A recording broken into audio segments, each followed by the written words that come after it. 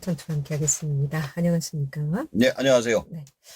자, 어느 때보다도 요즘 창업의 필요성에 대해서 많이 좀 생각해 되는 요즘인데요. 자, 오늘 그래서 더 중요한 시간이 아닐까 싶습니다. 오늘 어떤 내용일까요? 자, 이번에는 온라인 창업에 대해서 소개를 해드리겠습니다. 네.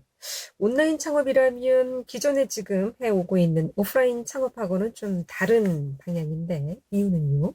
자, 코로나19 때문에 기존 소상공인들이 많이 폐업을 하고 계십니다. 반면에 온라인 사업 쪽은 성장을 하고 있죠. 만약 기존 소상공인들도 온라인 창업에 대해서 알게 된다면 더 많이 창업을 하셔서 생존하고 발전하실 수 있을 것 같아서 준비해 봤습니다. 자, 그렇다면 온라인 창업 어떻게 해야 할까요?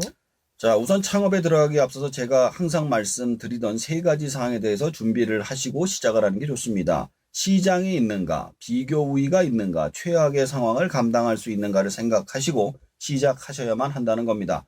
우선 온라인 창업이라고 해서 무조건 온라인에 물건을 팔려고 생각을 하지 말고 현재 시장이 어떤 부분에서 증가를 하고 있는지 알아보아야 합니다. 음.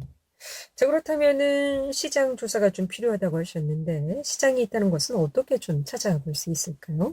예, 여러 가지 분야에 증가하고 있는 것들이 찾는 것이 중요한데요. 제가 예전에 말씀드린 것처럼 일코노미, 홈코노미, 실버산업, 폐코노미 등등 인구가 증가하고 시장이 확장되는 분야를 찾아서 창업하시는 게 유리합니다.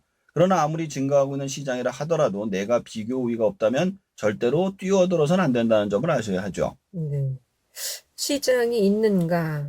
이거는 뭐 확인을 좀 해보면 될 것 같은데, 비교 우위가 있는가? 이건 예. 어떻게 좀 알 수 있을까요? 쉽게 말씀드려 남은 할 수 없고 내가 잘할 수 있는 분야로 진출을 하셔야 된다는 음, 겁니다. 저를 예를 들어 설명을 하면 저는 서점을 하고 있죠.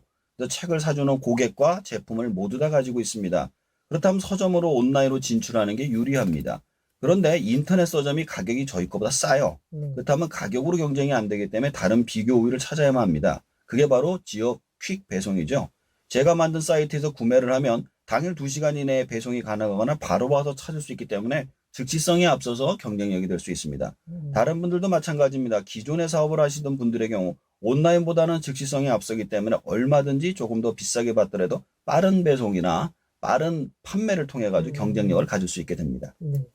자, 그렇다면 최악의 상황을 감당할 수 있는가? 이건 어떻게 좀 확인해 볼 수 있을까요? 자, 쉽게 말해서 폐업을 감당할 수 있는가가 음, 문제입니다. 만약 어떤 사업을 하든지 간에 온라인이든 오프라인이든 간에 전 재산의 대출까지 맥시멈으로 받아서 넣어서 폐업을 당하면 길바닥으로 나아가야 하든가 혹은 파산을 해서 신용불량자가 되어야 하는 상황이 된다면 차라리 시작을 안 하시는 게 낫습니다. 어떤 창업이든 간에 감당할 수 있는 수준의 시작을 하시는 게 가장 좋습니다.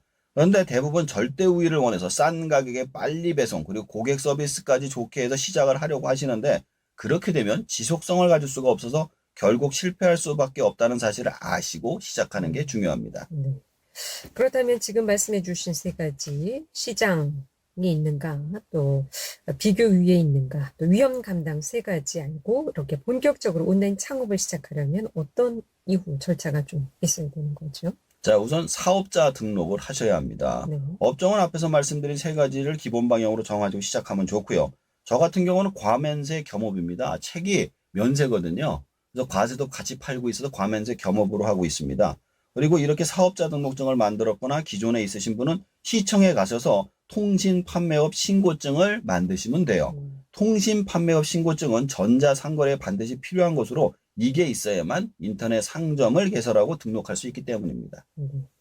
그러니까 무조건 인터넷 상점을 개설하는 게 아니라 우선 사업자 등록과 통신 판매업 신고를 해야 한다는 말씀인데요. 그렇다면 인터넷 상점을 어떻게 개설해야 할까요? 자, 인터넷 상점이 또 어마무지하게 많습니다. 네. 그래서 땡베이에서 대주주로 있는 땡션과 땡마켓이 있어요. 음, 사실 여기가 우리나라에서 가장 큰 인터넷 마켓이라고 할 수 있습니다. 또 한 가지는 N포탈에서 운영한 사이트가 있는데 여기서는 소상공인이 직접 사이트를 만들어 운영할 수 있게 도와주고 있고요.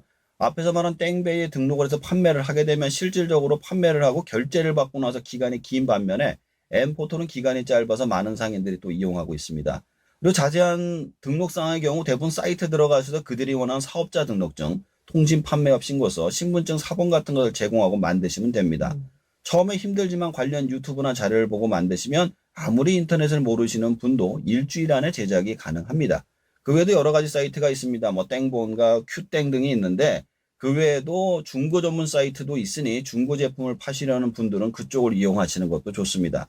저의 경우 여러 가지를 이용하고 있습니다. 중고 사이트도 있고 포털도 만들어 현재 준비 중에 있습니다. 자, 그렇다면 이렇게 플랫폼에 상점을 만들 수는 있지만 파는 물건은 어디서 준비를 할까요? 그죠? 그게 궁금하죠? 그러게요. 도매땡이라는 사이트가 있어요. 어, 여기서 일단 여러 가지 물건을 가지고 모든 물건을 판매하고 있습니다. 네. 대신에 한 개씩은 살 수가 없어요. 도매가로 여러 네. 개를 묶어서만 살 수가 있는 사이트예요. 네. 그래서 자신이 경쟁력이 있을 것 같다는 물건을 팔아보시기를 추천드립니다. 단 여기서 중요한 것은 그냥 내가 물건을 떼다 팔 수 있는 것은 경쟁력이 없기 때문에 권하진 않습니다.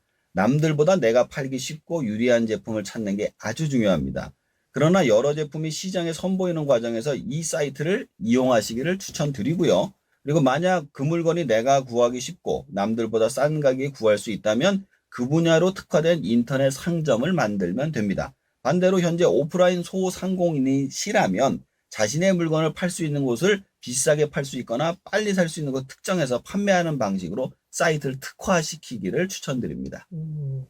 그러면은 상점을 개설하고 물건을 구해서 판매는 그럼 어떻게 진행이 됩니까? 자, 우선 온라인 상점에 물건을 구매했다고 접수가 되면 물건을 포장해서 그 고객에게 배송을 하죠. 배송비의 경우 대부분 사이트에서 최소 비용으로 협상이 돼 있는데 안 돼 있는 경우가 있어요. 그럼 본인이 이제 다시 협상을 또 해야 됩니다. 그래서 대부분 배송 후 다음날 배송 완료가 되고요. 그래서 고객의 구매 완료 버튼을 누르면 그 뒤로 며칠 뒤에 입금이 되는 구조로 되어 있습니다. 여기서 중요한 게 두 가지인데요. 포장과 배송의 최소화, 구매 버튼을 빨리 누르게 만든 기술입니다. 앞에서 말씀드린 땡베이 판매자를 위한 좋은 서비스를 제공하고 있는데요. 그것이 창고 배송 시스템입니다. 기존의 방식은 구매를 할 때마다 포장을 해서 보내야 했지만 창고 배송 시스템의 경우 물건의 일정량을 창고에 한꺼번에 보내놓고 구매가 오면 자동으로 배송을 시킴으로써 시간과 비용을 줄여주는 형태인데 이 시스템도 점점 확장이 되고 있어서 잘 활용하면 추가 인건비 없이 쉽고 빠르게 배송이 가능합니다. 주문이 와도 바로 가고 반품의 양이 많으면 그 반품도 따로 받아서 보내주는 별도의 관리도 해줍니다. 그렇군요.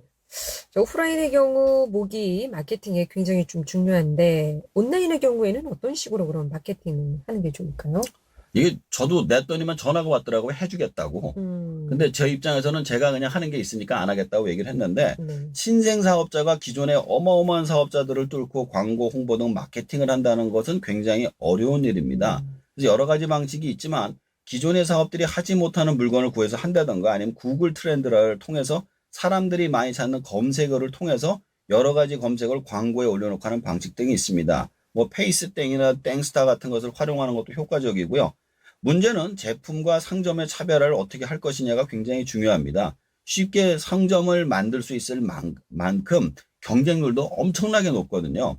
반면에 기존의 오프라인 사업자들의 경우 전국적인 혹은 전 세계적인 광고보다는 자신의 지역의 광고에 중점을 두고 하시는 게 좋습니다. 기존의 고객들에게 DM을 보내고 포인트 같은 서비스를 더 주거나 하는 방식으로 말이죠. 코로나19 때문에 못 오시는 분들을 위해서 집에 물건이나 서비스를 받을 수 있게 해주신다면 얼마든지 활용할 가능성이 높아집니다. 기존에 포인트가 있고요. 거기다 자신의 취향에 맞을 확률이 높기 때문입니다. 아마 코로나19로 인해서 이번에 온라인 판매에 굉장히 좀 호황을 누린 업체들이 또 많다고 하는데, 예. 예, 먼저 이렇게 또 선점한 분들이 있어서 좋은 또 기회를 얻게 되지 않았나 싶은데, 자, 온라인 창업에 대해서 오늘 해주셨는데, 마무리 말씀으로 어떤 말씀을 좀 해주실 수 있겠는지요? 자, 요즘 코로나19 때문에 온라인 판매가 급증하고 있습니다. 온라인 상점 개설 전 시장, 비교 우위, 위험 감당 세 가지를 판단하시고 시작하시기 바랍니다. 온라인 상점을 개설하시려면 우선 사업자 등록을 내신 다음 통신 판매 신고서를 신청하신 후 온라인 플랫폼에 상점을 개설하시면 됩니다. 개설 후 마케팅을 구글 트렌드를 통한 많은 검색어와 차별적인 제품, 서비스를 통해서 하시고 상점의 많은 부분을 창고 판매 시스템 등 아웃소싱을 활용하시면 많은 도움이 될 겁니다. 그리고 기존의 오프라인 상점을 하시던 분들은 기존 지역과 고객들에게 빠른 배송과 서비스를 활용하시면 많은 도움이 될 거라고 판단이 됩니다. 이 오프라인과 온라인을 겸해서 하는 것도 하나의 또 생존 전략이 되지 않을까 싶나요? 저 같은 식의. 되게 재밌는 게요.